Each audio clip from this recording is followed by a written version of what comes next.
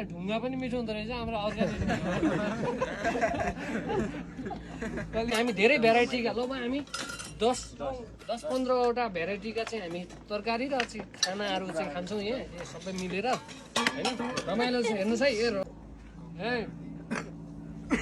कर्णालीका soya अनि कर्णालीको यो गुँडे भात, गुँडेको भात हो होइन। यो यस्तै बास्नादार। तपाईँ यहाँ चाहिँ खाना खायो भने लगभग धेरै टाढासम्म यसले बास्ना चाहिँ के छोड्छ के।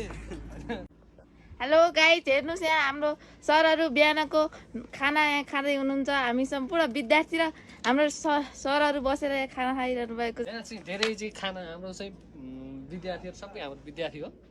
हामी बिहानी कक्षाको खाना चाहिँ यसरी कक्षा चाहिँ सकाइसकेपछि यसरी मिलेर खान्छौँ। यहाँ हाम्रो अर्ग्यानिक चिजहरू पनि हुन्छ, तातो चिसो होइन चट्ट होइन।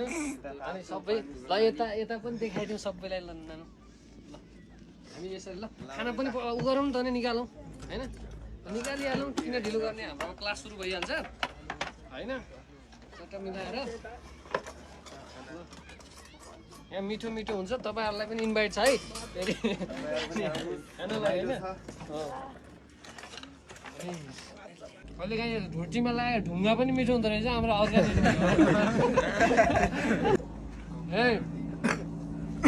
कर्णालीका सोया अनि कर्णालीको यो गुँडे भात, गुँडेको भात हो होइन। यो यस्तै बास्नादार। तपाईँ यहाँ चाहिँ खाना खायो भने लगभग धेरै टाढासम्म यसले बास्ना चाहिँ के छोड्छ के। एकदमै रमाइलो हुन्छ, मिठो पनि हुन्छ होइन। खाँदाखेरि एकदम आनन्द पनि आउँछ होइन त। कस्तो छ, रमाइलो छ नि होइन, रमाइलो छ।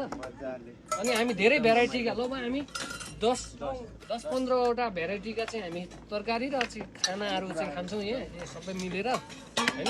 रमाइलो छ हेर्नुहोस् है। रमाइला भात पनि धेरै प्रकारका, रोटी पनि धेरै प्रकारका आउँछ।